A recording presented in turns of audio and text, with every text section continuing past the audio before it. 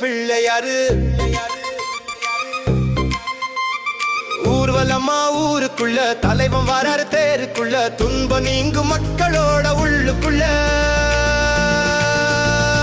சந்தோஷம் பாலாக தேனாக ஓட ஊர் முழுக்க ஊர்வலமா பவனி வரும் பிள்ளையாரு. அலமரத்தை சுத்தி வருவோம் எங்க ஊரு பிள்ளையாரு.